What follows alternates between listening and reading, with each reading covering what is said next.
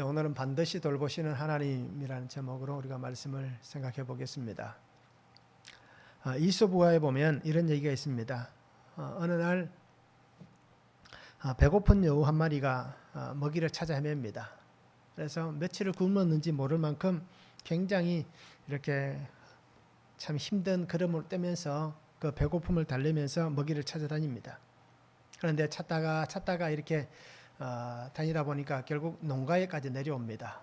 그래서 농부가 작은 구멍을 파고 그곳에다가 빵과 고기를 감추어둔 것을 이 여우가 보았습니다. 그래서 이 배고픈 여우가 어떻게 하겠습니까?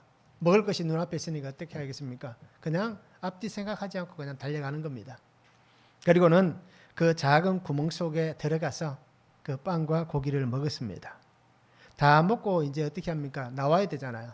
돌아가려고 나오려고 하는데 배가 너무 부르니까 들어갈 때는 배가 홀쭉해서 잘 들어갔는데 나오려고 하니까 배가 탁 걸려서 안 빠지는 겁니다. 그래서 이러지도 못하고 저러지도 못하고 있는 그때 겁이 나니까 이 여우가 우는 소리를 내는 겁니다. 이제 죽게 됐다라고 울면서 애통합니다. 그때에 이를 보고 있던 다른 여우 한 마리가 이렇게 얘기합니다. 울 것 없다라고 얘기합니다. 왜 우느냐? 울 것 없다. 내가 지금 배가 불러서 못 나오는데 내가 처음 그 구멍으로 들어갈 때처럼 배가 등에 붙는 등가죽이 그죠? 배가죽이 등가죽에 붙는 그 시간이 되면 충분히 나올 수 있으니까 걱정하지 마라. 그렇게 얘기를 합니다. 어떻습니까? 우리 같으면 그렇게 얘기하면 야 친구야 고맙다라고 얘기하겠습니까? 아니면 그렇게 얘기하는 친구를 향해서 원망하지 않겠습니까? 자, 이렇듯 이솝우화에서 이렇게 하는 이유가 있습니다. 그게 뭐냐면 내가 손에 움켜질 만한 것은 아무것도 없다라는 겁니다. 내가 손에 움켜쥐고 이것은 내 거다. 그리고 나는 이것이 나에게 영원할 것이다. 라고 얘기할 만한 그러한 것은 아무것도 없다. 우리가 손에 움켜질 만한 것은 아무것도 없다라는 것을 이렇게 얘기를 하는 것입니다. 자, 우리가 보통 보면 어떻습니까? 사람은 왔다가 갈 때 빈손으로 간다라고 얘기하잖아요. 그런데 그 빈손으로 간다라고 얘기하는 우리에게 김국환 씨가 노래를 한번 부른 적이 있습니다. 타타타라는 노래를 부른 적이 있습니다. 아마 웬만하신 분들은 다 아실 거예요. 알몸으로 왔다가 그런데 뭐라고 얘기합니까? 갈 때 옷 한 벌은 건졌다라고 얘기합니다. 노래 가사에 보면. 어떻게 보면 빈손으로 왔다가 그래도 뭔가 가져가는 인생이 된 겁니다. 그렇잖아요. 아무것도 없이 빈손으로 가는 인생이 아니라 정말 죽을 때 보면 그래도 수의 한 벌은 입고 가는 참 그러한 인생이 우리 인생들입니다. 이런 것을 보았을 때에 분명히 손에 움켜질 만한 것은 아무것도 없습니다. 그런데 우리는 어떻게 살아갑니까? 뭔가를 다 가져갔듯이, 그죠? 내가 모든 것을 다 소유하고 모든 것을 다 가지고 갈 듯이 그렇게 살아갑니다. 정말 죽을 때는 아무것도 가지고 갈 수 없다는 것을 알면서도 그렇게 우리가 노력하고 애쓰고 땀 흘리고 심지어는 그것을 얻기 위해서 사람을 죽이기도 하고 그저 빼앗기도 하고 또는 속이기도 하고 정말 엄청난 그런 인생을 살아갑니다. 그런데 아무것도 우리는 가지고 갈 수 없습니다.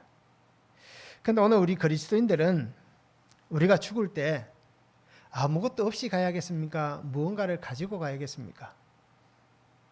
어떻습니까? 그리스도인인 나는 죽을 때 무엇을 가지고 가야겠습니까?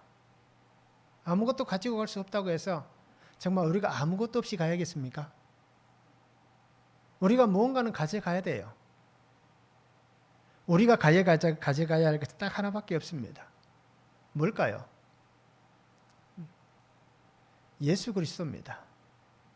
우리가 죽을 때 세상의 사람들이 다 빈손으로 왔다 빈손으로 가지만 그리스도인들은 죽을 때에 빈손으로 가면 안 되는 겁니다. 나의 안에 그죠? 움켜진 예수 그리스도. 예수 그리스도가 나와 함께 하나님의 나라에 가는 그 은혜입니다. 그리고 우리는 정말 그리스도 생명의 주님과 함께 가지 않는 인생은 정말 허망한 인생입니다. 정말 우리가 저 요단강을 건널 때에 허망한 강을 건너는 게 아니라 그죠? 소망의 강, 생명의 강을 건너는 삶이 돼야 되는 겁니다. 그러기 위해서는 우리에게 내가 잡고 있는, 내가 잡은 게 아니죠. 나를 잡아주시는 그 주님, 하나님이 나와 함께 계시는 그러한 삶이 되는 것이 그리스도인들의 삶의 마지막입니다. 이 땅에서 가져갈 것은 아무것도 없습니다. 그러나 우리가 가져가야 될 것은 예수 그리스도이십니다. 그리고 오늘 우리가 예배하면서 하나님 앞에서 우리가 그렇게 고백했으면 좋겠습니다. 하나님, 내가 죽는 그날에 하나님 함께하여 주시옵소서. 죽음의 강을 건널 때에 하나님 두렵지만, 그죠? 그 강을 주님과 함께 건너는 인생 되게 해달라고 우리가 늘 그렇게 기도하시기 바랍니다. 그래서 어떤 순간 우리에게 닥칠 일들을 우리가 알지 못하지만 내가 죽는 그 순간에 무의식적으로라도 주님을 고백할 수 있는, 주님을 부를 수 있는, 그죠? 누구의 이름도 부를 수 없이 갑자기 우리가 허망한 일을 당할 수 있잖아요. 그럴 때라도 주님을 부를 수 있는 그런 은혜를 달라고 우리가 그렇게 기도하며 사는 삶이 되면 참 좋겠습니다. 그리고 이 은혜를 그저 자녀들에게 늘 말할 수 있기를 바랍니다. 내가 너희들에게 원하는 것 하나, 예수 믿는 것밖에 없다 라는 것을 우리가 늘 나눌 수 있는 그런 성도가 되면 참 좋겠습니다. 말씀을 한번 보시기 바랍니다. 요셉의 형제들이 아버지의 죽음 앞에서 요셉을 향한 두려움을 갖게 됩니다. 혹시 우리 동생이 우리에게 원한을 갚지는 않을까라고 두려워합니다. 그런 형들에게 요셉은 뭐라고 얘기합니까? 내가 하나님을 대신합니까? 라고 얘기하고 있습니다. 그러면서 두려워하지 말라고 형제들을 요셉은 위로합니다. 그리고는 요셉이 110세가 되었을 때에 이제 하나님 부르심을 통해서 조상들에게 돌아갑니다. 그러면서 요셉은 마지막으로 여러분들을 하나님께서 인도해 내실 때에 나의 뼈를 가지고 올라가라. 그리고 내 뼈를 어디다 장사라고 합니까? 그 가나안에 장사해달라라고 그렇게 명령을 내려줍니다. 그리고는 요셉은 죽음을 맞이합니다. 자, 반드시 돌보시는 하나님 첫 번째는 자신들의 죄를 고백하는 형들입니다. 15절에서 17절입니다. 요셉의 형제들이 그들의 아버지가 죽었음을 보고 말하되 요셉이 혹시 우리를 미워하여 우리가 그에게 행한 모든 악을 다 갚지는 아니할까 하고 요셉에게 말을 전하여 이르되 당신의 아버지가 돌아가시기 전에 명령하여 이르시기를 너희는 이같이 요셉에게 이르라 내 형들이 내게 악을 행하였을지라도 이제 바라건대 그들의 허물과 죄를 용서하라 하셨나니 당신 아버지의 하나님의 종들인 우리 죄를 이제 용서하소서 하며 요셉이 그들이 그에게 하는 말을 들을 때에 울었더라 라고 말씀합니다.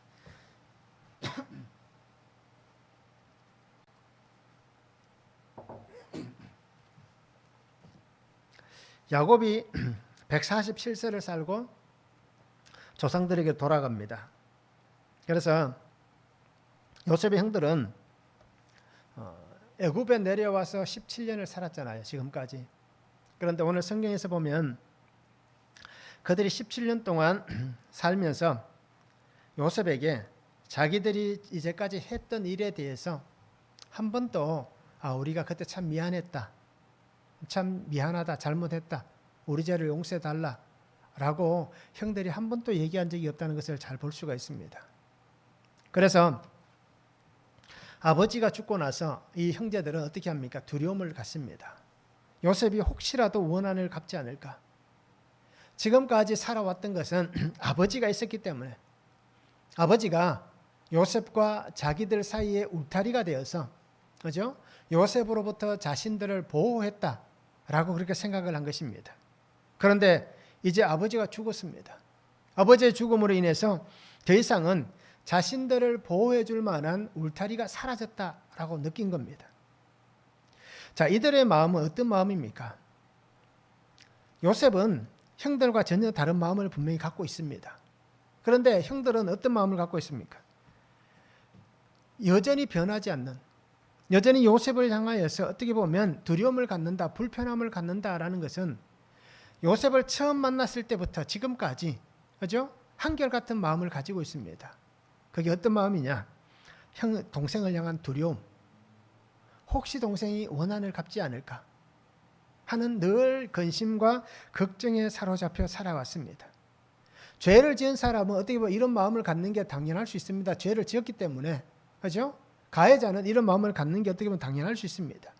그런데 동생이잖아요.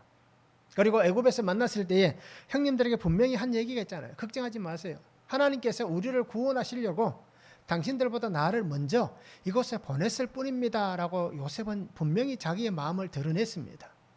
그럼에도 형들은 어떻게 합니까?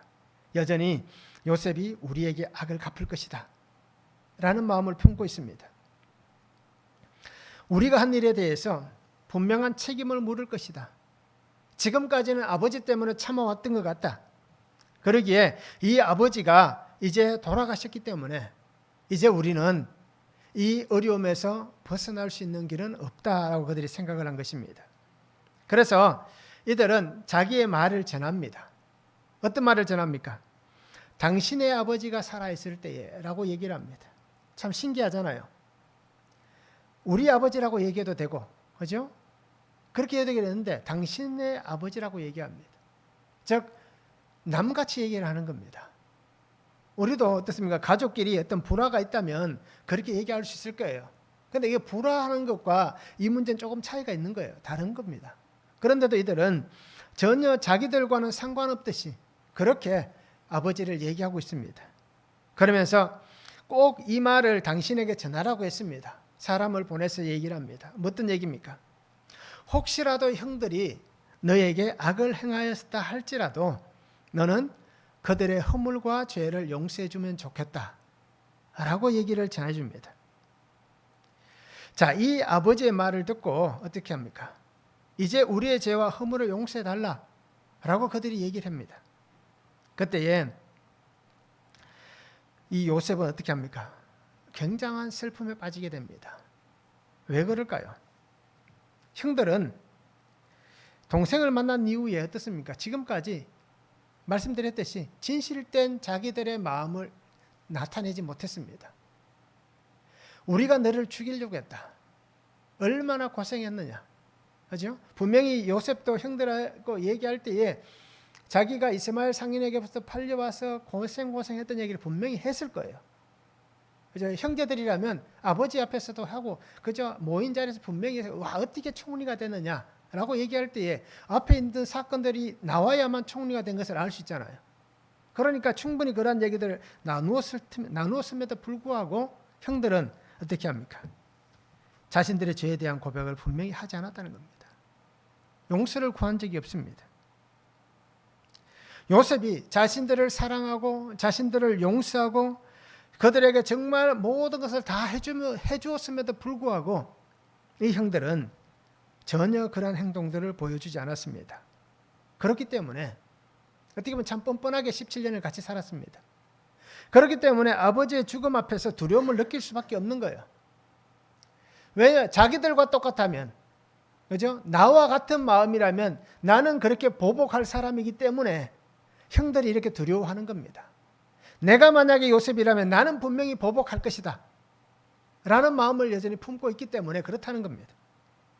그래서 오늘 아버지가 이렇게 얘기했다라고 말을 전하지만 요셉이 모르겠어요. 야곱이 이런 얘기를 했을 수도 있겠지만 그러나 우리가 알듯이 성경 어디에도 야곱이 특별히 형들 10명만 불러다 놓고 이제 이런 얘기를 했다라는 부분은 나타나지 않습니다. 결국 이 얘기는 형들이 지어놓은 얘기란 얘기입니다. 거짓말을 통하여서 자신들에게 닥쳐올 이 위험, 그죠? 자신들 앞에 놓여져 있는 사건, 문제, 이것을 어떻게든지 피하고 싶은, 어떻게든지 벗어나고 싶은 형들의 그 속임수가 여기서 또 등장하는 겁니다. 결국 자신들의 여전한 추악함과 악한 죄의 모습을 반복하고 있는 그 형들의 모습입니다. 자, 아버지라는 울타리에 숨어 있었기 때문에 그들은 지금까지 고백하지 못했던 그 죄를 분명히 지금이라도 분명하게 고백을 해야 되는데 그렇지 못한 겁니다. 끝까지 아버지를 이용해서 요셉에게 자신들을 대변하게 하는, 그리고는 그 속에서 안락함과 평안함과 자기의 삶을 영위하려고 하는 이런 악함이 여전히 존재하고 있는 형들의 모습입니다. 결국 자기만 걱정하는 거예요. 그죠? 나만 괜찮으면 된다. 나만 어려움 안 당하면 된다. 나만 이 위험에서 벗어나면 된다. 나만 여전히 잘 먹고 잘 살면 된다라는 이 마음을 형들은 가지고 있고 그것을 보여주는 겁니다. 이것이 오늘날 대부분 사람들의 실제 삶의 모습입니다. 우리가 주님을 믿고 교회를 다 출입하고 하나님 앞에 기도하고 그렇게 살아가는 성도이지만 여전히 나의 속에도 어떻습니까? 나만 잘 먹고 잘 살면 된다. 나만 편안하면 된다. 나만 등 따시면 된다. 나만 시원하면 된다. 이런 마음을 여전히 품고 있는 겁니다. 그러니까 옆에서 힘들어하는 지체가 있어도 전혀 상관하지 않고, 그죠? 내 문제가 아니기 때문에, 나와 직접적인 관련이 없기 때문에 전혀 우리는 개의치 않고 그냥 무시하고 진행할 때가 참 많다는 겁니다. 왜요? 나만 아니면 된다라는 이 심보가 오늘 그리스도인인 나에게도 존재하기 때문입니다.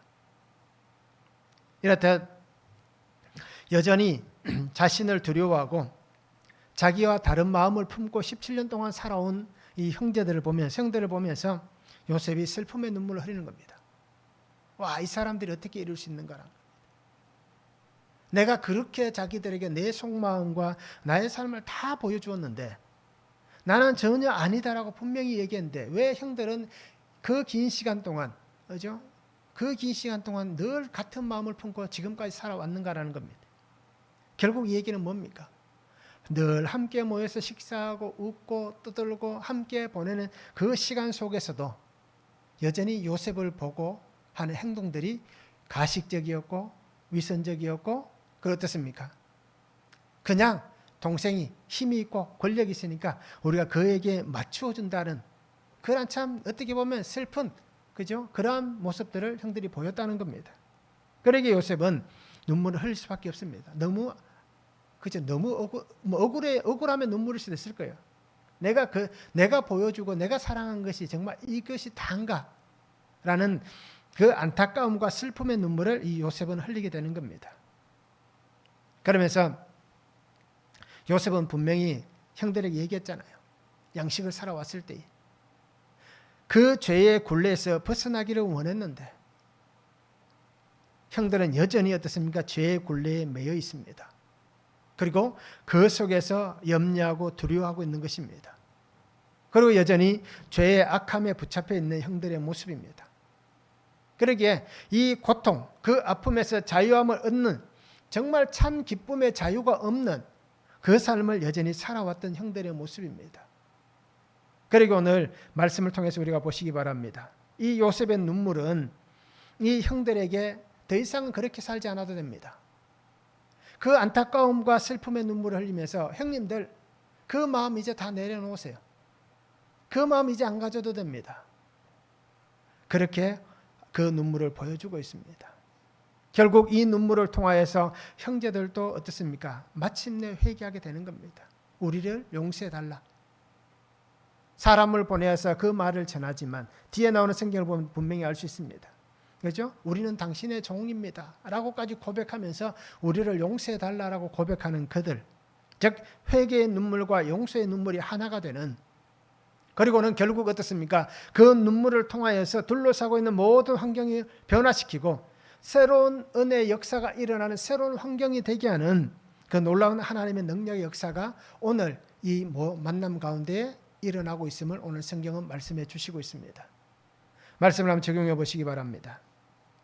나는 가해자로 있습니까? 피해자로 있습니까? 내가 가해자일 수 있습니다. 내가 늘 평생을 피해자라고 생각했는데 따지고 보면 나도 가해자일 수 있습니다. 말씀드렸잖아요. 요셉은 팔려왔습니다. 그러니까 평생을 피해자라고 생각할 수 있었는데, 그런데 요셉도 들여다보면 어떻습니까? 나도 형들을 향하여서 가해자였다는 겁니다.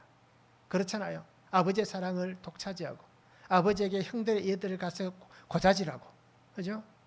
그랬던 이 요셉입니다.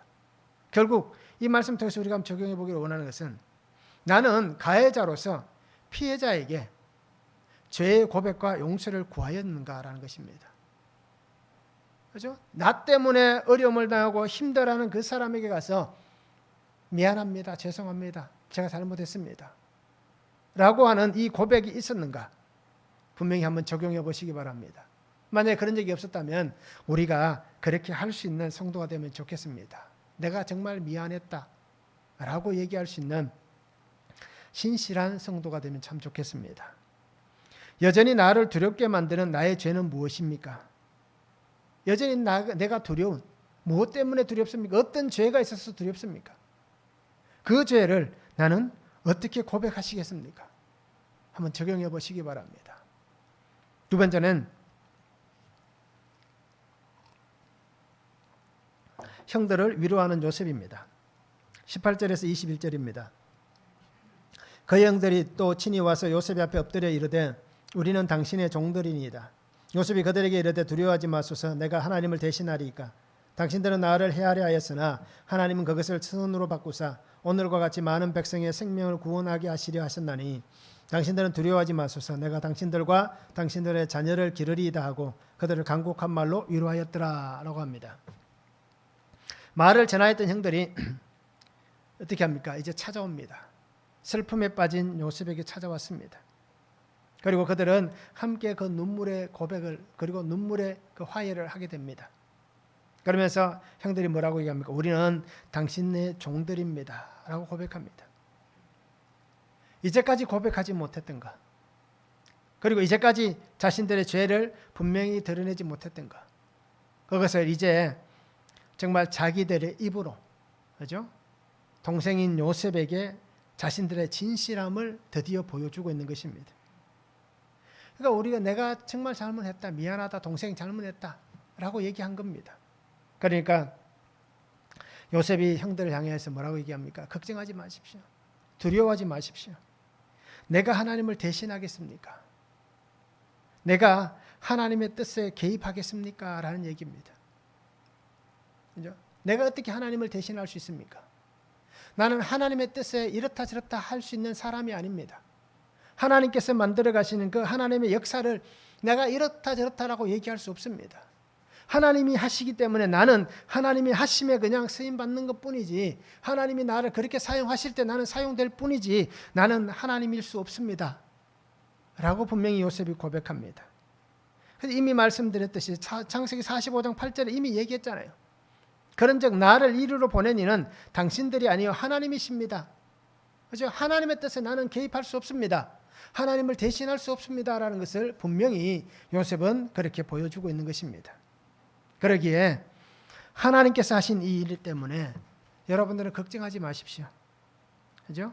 하나님께서 세우신 이 계획, 그 속에 여러분도 사용되었을 뿐입니다. 나도 하나님께서 사용하신 그 사용하심에 사용되었을 뿐이고, 여러분들도 하나님이 사용하시는 그 사용하심에 사용되었을 뿐이기 때문에 누구도 하나님을 대신할 수 없습니다.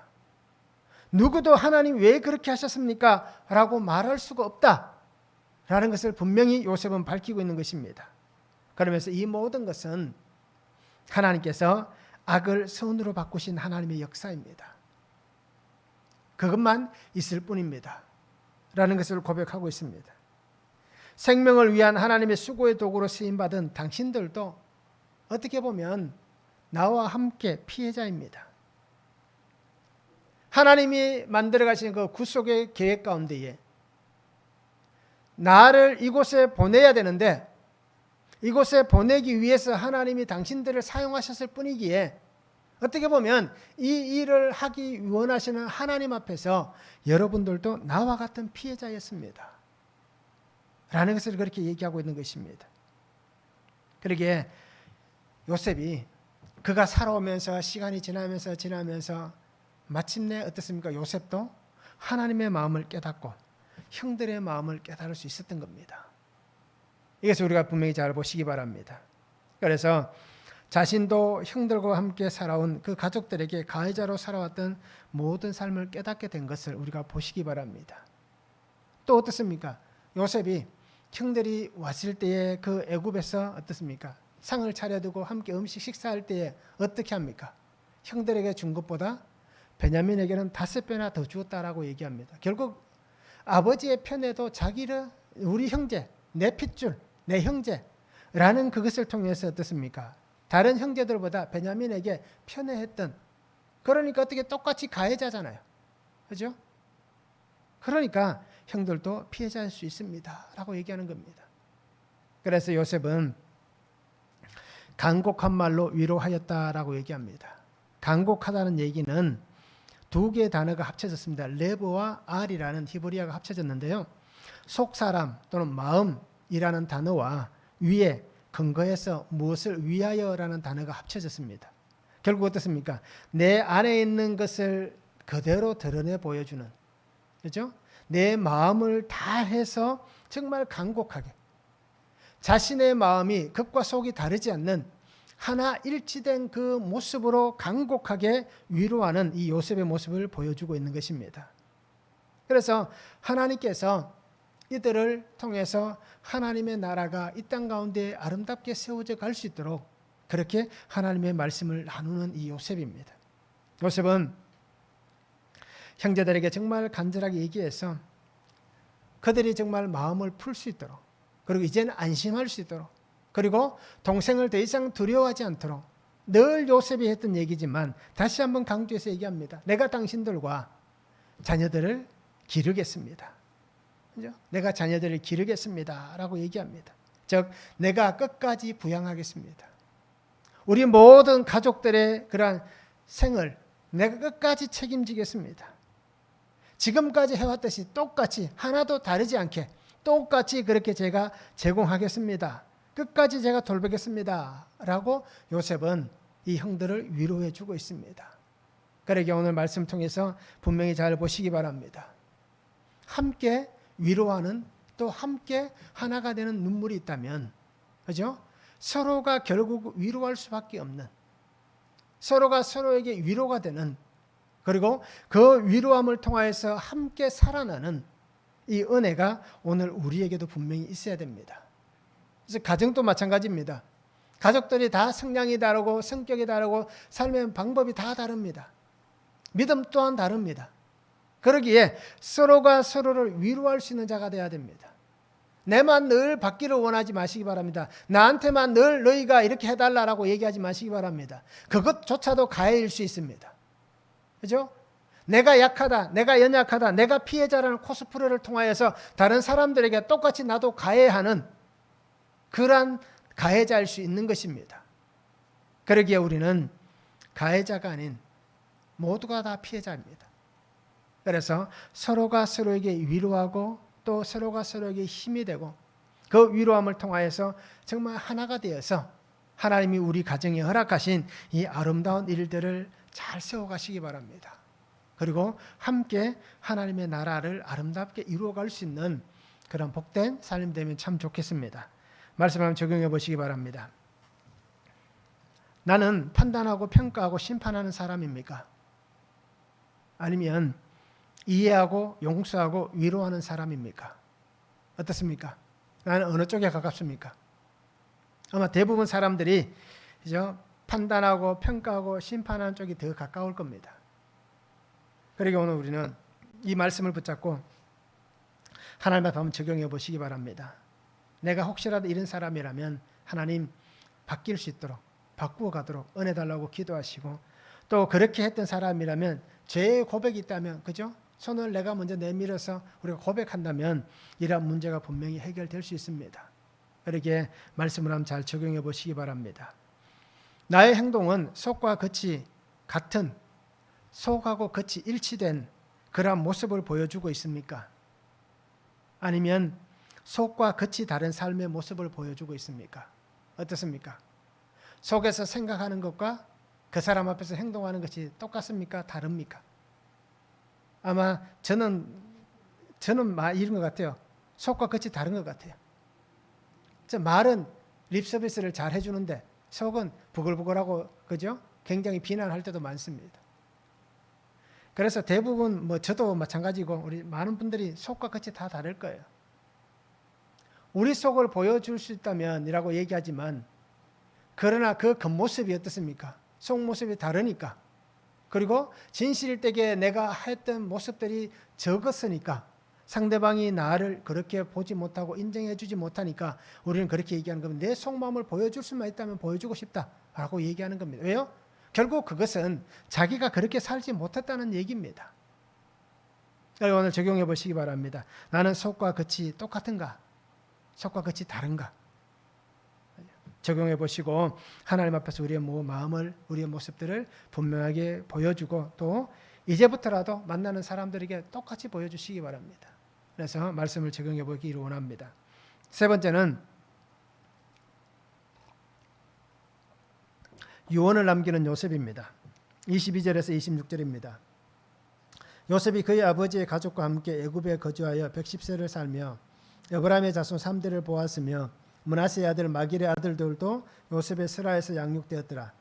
요셉이 그의 형제들에게 이르되 나는 죽을 것이나 하나님이 당신들을 돌보시고 당신들을 이 땅에서 인도하여 내사 아브라함과 이삭과 야곱에게 맹세하신 땅에 이르게 하시리라 하고 요셉이 또 이스라엘 자손에게 맹세시켜 이르기를 하나님이 반드시 당신들을 돌보시리니 당신들은 여기서 내 해골을 메고 올라가겠다 하라 하였더라.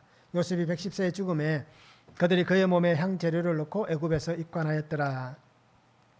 요셉은 110세가 되었을 때에 하나님의 부르심으로 조상들에게 돌아갑니다.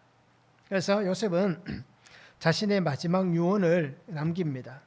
그 유언이 하나님이 당신들을 돌보시고 당신들을 이 땅에서 인도하여 내사 아브라함과 이삭과 야곱에게 맹세하신 땅에 이르게 하실 것이다. 그때에 당신들은 여기서 내 해골을 메고 올라가겠다 하라라고 유언을 남깁니다. 하나님께서는 요셉을 통하여서 다시 한번 강조합니다. 다시 너희가 돌아가게 될 것이다. 너희가 살아갈 땅, 약속의 땅은 이 애굽이 아니다. 가나안이 너희에게 주어진 약속의 땅이다 라고 얘기를 분명히 하시고 있습니다. 요셉은 애굽의 총리로 살았습니다. 30세의 총리가 되었다라고 얘기하니까요. 110세라고 하면 80년 가까이, 그죠? 세상에서 정말 최고의 권력자로 최고의 부를 누리며 그렇게 살았습니다. 그런데 요셉의 마지막 고백이 뭡니까? 나를 이곳에 편안하게 장사 지내달라라는 게 아닙니다. 요셉의 마지막은 분명합니다. 내가 있어야 할 곳, 내가 돌아가야 할 곳, 그곳이 어딘지에 대해서 분명히 요셉은 알고 있었습니다. 그래서 내가 죽고 나면 하나님께서 여러분들 분명히 돌보셔서 돌아가게 하실 텐데 여러분들이 돌아가면 그때에 내 뼈를 가지고 갔으면 좋겠다. 내 해골을 메고 올라가라. 내 뼈를 가지고 가라. 그래서 여호수아 24장에 보면 어떻습니까? 그 뼈가 가나안 땅에 이렇게 장사 지내지게 됩니다. 올라왔을 때에 그때 비록 이 요셉의 뼈를 장사 지냅니다. 자, 이렇듯 요셉은 하나님의 땅, 약속의 땅, 믿음의 사람들이 가야 할 곳이 어딘지에 대해서 분명히 얘기합니다. 하나님께서 믿는 성도에게 허락하신 곳이 어디인지, 우리가 이 세상 살아가면서 이 땅에서 비록 발을 딛고 살아가지만 이 땅에서 살고 이 땅에서 끝나는 인생이 아니라 이 땅에서 죽지만 우리가 가야 할 곳은 하나님의 나라, 영원한 천국, 생명의 나라가 우리에게 주어져 있다는 겁니다. 그 가나안, 그 약속의 땅에 우리가 분명히 가는 인생이 되어야 한다라는 것을 오늘 우리에게 말씀해 주시고 있는 것입니다. 이렇듯 요셉도 자기 아버지와 똑같은 그런 유언을 남깁니다. 아버지도 뭐라고 얘기했습니까? 야곱도 내가 가야 할 곳은, 그죠? 헤브론 땅, 막벨라굴, 그것에 누가 있다라고 얘기했습니까? 할아버지 아브라함, 할머니 사라, 아버지 이삭, 그리고 어머니 리브가, 그리고 내 아내 레아가 그곳에 묻혀 있다라고 얘기합니다. 그러면서 내가 가야 할 곳이 바로 그곳이다 라고 야곱도 얘기를 했습니다. 그와 똑같이 이 요셉도 가나안을 바라보며 그렇게 하나님 앞에서 또 자기 형제들 앞에서 모든 이스라엘 백성 앞에서 그렇게 자기 유언을 남깁니다. 히브리서 11장 22절에 보면 믿음으로 요셉은 임종시에 이스라엘 자손들이 떠날 것을 말하고 또 자기 뼈를 위하여 명하였으며 라고 얘기합니다. 히브리서 기자는 이 히브리서 11장 22절에서 믿음으로라고 얘기합니다. 이것이 요셉의 믿음이었다라고 얘기합니다. 그의 믿음은 하나님의 땅으로 돌아가는 것, 또 그 백성이 하나님께서 올려보내실 때에 그 백성이 분명히 앞으로 떠나가게 될 것이다 라는 것을 믿음으로 바라보았다라는 것입니다. 그러기에 요셉은 믿음의 눈으로 하나님의 땅, 가나안 땅, 내가 가야 할 곳, 내가 들어가야 할 그 분명한 곳을 향해서 하나님의 자녀들이 나아갈 것을 분명히 유언으로 남깁니다. 그러면서 그 백성을 하나님께서 돌보실 것이다. 예전 성경에 보면 공고하실 것이다 라고 얘기합니다. 그래서 돌본다는 것은 하나님께서 방문하신다, 또는 하나님께서 돌본다라는 뜻을 가지고 있습니다. 그래서 하나님이 오셔서, 그렇죠? 하나님께서 찾아오셔서 그들을 돌보시는 것을 오늘 이 분명히 파가드라는 히브리어 단어를 쓰면서 얘기를 해주고 있는 것입니다. 하나님의 돌보심 안에서 반드시 하나님이 찾아오셔서 하나님의 시간에 이 애굽 땅에서 우리를 떠나게 하실 것이고, 그 하나님의 시간에 약속의 땅으로 인도해 주실 것이다. 그때 여러분들은 끝까지 내 유언을 남겼어, 그죠? 내 뼈가 하나도 이 땅에 남지 않고 다 가지고 올라가라 라고 얘기하고 있습니다. 애굽에는 하나도 남김없이 다 가지고 올라가야 된다라고 얘기합니다. 그래서 출애굽할 때 어떻게 합니까? 실제로 요셉의 뼈를 가져갑니다. 그리고 그 백성이 400년 동안 애굽에 살면서 가지고 있던 모든 것을 다 가지고 갑니다. 하나도 남기지 않고 가져갑니다. 거기에다 더해서 하나님이 주신 선물이 또 있었습니다. 애굽 사람들에게서 어떻습니까? 보물을 얻어서 취해서 가져갈 수 있는 그 하나님의 은혜도 주셨습니다. 그러기에 남기지 않고 다 가져가고 더 가져가는 그러한 은혜를 하나님이 주시는 겁니다. 결국 그러기에 요셉은 분명히 얘기합니다. 남길 것이 없다 라고 얘기합니다. 이것은 세상의 것에 미련을 두지 말라는 얘기입니다. 하나님의 자녀들이 하나님의 은혜 안에 살아가면서 하나님의 약속의 말씀을 붙잡고 가면서 세상에 미련을 두고 또 그것에 아쉬움을 두고 또 그것을 돌아봐서 소금 기둥이 되는 그러한 미련한 인생이 되지 말라고 하는 말씀입니다. 그리고 오늘 우리 성도님들이 하나님께서 약속하신 그 은혜 안에서 우리를 하나님의 때에 하나님의 방법으로 이렇게 하나님께 데려가신다든지, 아니면 우리가 살아가는 이 믿음 안에서 우리가 조금 더 나은 환경으로 나아가게 하시고 또 다른 어떤 환경으로 우리를 옮기실 때에 예전에 어땠었는데, 그때 좋았었는데, 그때는 정이 있었는데 라고 얘기하는 이러한 아쉬움과 미련, 이런 것들을 갖지 말라는 얘기입니다. 왜요? 그것은 더 이상 그곳에 있을 게 아니기 때문에 그곳에 더 이상 마음을 두지 말라는 겁니다. 그래서 오늘 우리에게 주시는 이 하나님의 말씀을 잘 붙잡고 하나님께서 이끌어 가실 때 미련이나 아쉬움이나 또 어떤 그러한 소망을 그 땅에 두지 말고 오직 하나님께만 소망을 두고 하나님만 바라보고 하나님만 붙잡고 하나님이 이루어 가실 그 은혜들을 기대하면서 그렇게 새롭게 살아가는 인생이 되라 라고 분명히 말씀을 해 주시는 것입니다. 그리고 오늘 우리 성도님들이 세상의 삶의 마음을 빼앗기지 말길 바랍니다. 그렇죠? 우리는 이 세상 살다 떠나가는 다 나그네입니다. 영원히 살 수 있는 곳은 없습니다. 하나님 나라에서만 영원히 살 수 있지, 우리가 이 땅에서 사라져가는 한계를 가진 몸을 가지고는 이 땅에서 영원할 수가 없습니다. 그러기에 미련 갖지 말고 마음을 빼앗기지 말고 정말 그곳에 정말 애지중지하는 그런 마음을 두지 말고 하나님께 마음을 두고 소망을 두고 사는 삶이 되어서 하나님이 나를 돌보시고 하나님께서 나를 인도하실 때에, 하나님이 나를 찾아와 주셔서 나를 만나 주시고 나를 이끌어 가실 때에 우리가 주님의 손을 붙잡고 그렇게 믿음 안에 담대히 나아가시고 전진해 나갈 수 있는 그러한 성도가 되면 참 좋겠습니다. 또 우리 가정이 되면 좋겠고요, 또 우리 교회가 되면 참 좋겠습니다. 그래서 언제나 나를 찾아와 주시는 하나님을 기대하시기 바랍니다. 그 하나님의 거룩을 닮아가는, 그리고 그 하나님의 거룩의 울타리 안에 거하는 그런 복된 성도가 되기를 원합니다. 그리고 하나님 안에서 영원한 삶을 살아가는 그런 은혜의 삶이 되면 참 좋겠습니다. 말씀을 한번 적용해 보시기 바랍니다. 나는 어떤 유언을 남기고 싶습니까? 어떤 유언을 남기고 싶습니까? 믿음의 자녀들을 세워가기 위한 나의 유언은 무엇입니까? 믿음의 자녀들을 세워가기 위한, 아니면 교회 공동체 안에서, 아니면 내가 살아가는 환경 안에서 믿음의 후배들을 세워가기 위한 그런 나의 유언은 무엇인지 우리가 말씀으로 한번 적용해 보시기 바랍니다.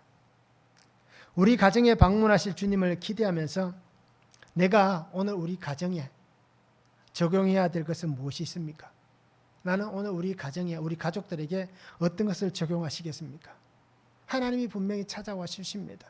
지금도 함께하고 계십니다. 우리를 찾아와 주시고 돌보시는 그 하나님, 그 하나님을 기대하면서 내가 우리 가정의 가족들에게 무엇을 적용할지, 그죠? 한번 우리가 적용해 보면 좋겠습니다. 두려움과 염려가 없는 삶을 살려면 진실된 죄의 고백이 있어야 됩니다.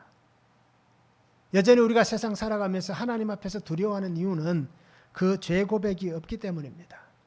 여전히 내 속에 숨겨두고 있는 죄가 있고, 여전히 내가 짓고 있는 죄가 있고, 또 하나님 근심하고 걱정하고 염려하지 말라고 했는데 여전히 내가 품고 있는 세상의 것이 좋다 보니까 그것을 붙잡고 싶으니까 여전히 근심, 걱정, 염려가 우리에게 있습니다.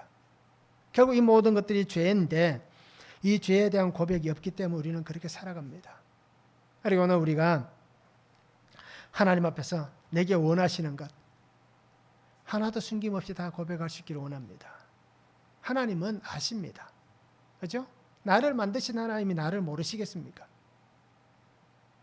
그러니까 우리는 하나님 앞에 숨길 것이 아무것도 없습니다. 그러니까 하나님 앞에서 다 고백할 수 있기를 원합니다. 하나님은 내가 고백하며 또 그 죄의 악을 끊어내기를 원하십니다. 기도하는 것도 그렇잖아요. 하나님 아셔서 다 들어주실 수 있지만, 우리가 구하지 않아도 하나님이 해결해 주실 수 있지만, 하나님은 무엇을 원하십니까? 내가 하나님 앞에 구하기를 원하시는 겁니다. 그와 똑같습니다. 우리가 기도는 그렇게 해야 된다는 걸 알면서 죄는 하나님 앞에 내가 고백하고 하나님이 끊어내기를 원하시는데 왜 우리가 그것을 안 하고 있는지 답답할 뿐입니다. 그러게 우리가 하나님 앞에서 정말 나를 구원하실 그 하나님, 생명을 구원하시는 그 하나님 앞에서 내게 있는 악을, 그죠? 하나님의 선으로 바꾸실 수 있도록 그렇게 하나님 앞에 나아갈 수 있는 성도가 되면 좋겠습니다. 그래서 나를 믿음 안에서 하나님의 자녀로 바꾸어 가시는 이 하나님께 정말 내가 원하는 그 삶이 무엇인지를 한번 보시기 바랍니다. 하나님이 내게 무엇을 원하시는가? 그것을 보면 아주 간단한 답을 찾을 수 있습니다. 그것은 하나님 안에서 복음의 삶을 원하시는 겁니다. 구속사의 이 은혜를 나누는, 예수 그리스도 생명의 십자가 복음을 전하는, 구속사를 우리 땅 가운데 흘려보내는 그 복음의 삶을 하나님이 살기를 원하시는 거예요. 그러니까 오늘 우리 성도님들이, 저도 마찬가지고요, 이렇게 정말 하나님의 구속의 은혜를 나누는 이 복음의 삶을 우리가 함께 살았으면 좋겠습니다. 그래서 나의 가정을 돌보시고, 자녀들을 돌보시고, 형제들을 돌보시고, 부모님들을 돌보시고, 또 함께 성도들을 돌보시는 이 주님의 은혜 안에서 우리가 하나님 앞에 소망을 두고 믿음 안에서 반드시 나를 돌보신 이 하나님만 붙잡고 믿음 안에 늘 순종하며 살아갈 수 있는 귀한 성도들이 될 수 있기를 주님의 이름으로 축원합니다. 기도하겠습니다. 사랑의 아버지 하나님 감사합니다. 오늘도 귀한 시간 주님 함께하여 주시고 은혜 주심에 감사합니다. 아버지 하나님, 마침내 형들이 아버지의 죽음 앞에서 요셉에게 우리가 잘못했다, 우리가 너에게 큰 죄를 지었다라고 고백을 합니다. 그 슬픔과 애통함 가운데에 함께 눈물 흘리며 마침내 화해가 일어나고 하나가 되는, 그래서 요셉이 하나님을 대신하겠습니까? 오직 하나님이 하신 일, 이 모든 것은 하나님이 하셨습니다. 그러기에 나는 하나님이 사용하셨을 뿐입니다. 그리고 형님들도 하나님이 사용하셨을 뿐입니다. 함께 그 은혜를 나누며 내가 평생을 당신들을 돌보고 당신들을 기르겠고 당신의 자녀들까지 내가 책임지겠습니다 라고 다시 한번 자신의 마음을 그대로 전합니다. 이렇듯 우리 모두가 주 은혜 안에 함께 고백하고 손을 잡고 주님 나라에 아름답게 쓰임받는 귀한 성도들이 되게 하시고, 내가 살아가는 모든 삶의 자리에서 하나님만 바라보고 하나님만 의지하고 하나님께 소망을 두고 살아가는 하나님 안에서의 삶이 되어서 이 땅에 미련을 두고 사는 참 불쌍한 인생이 아니라 하나님께 소망을 두고 아름답게 살아가는 복된 인생이 되도록 주님 은혜를 다하여 주시옵소서. 함께 하실 하나님을 기대하며 예수 그리스도 이름으로 기도하옵나이다. 아멘.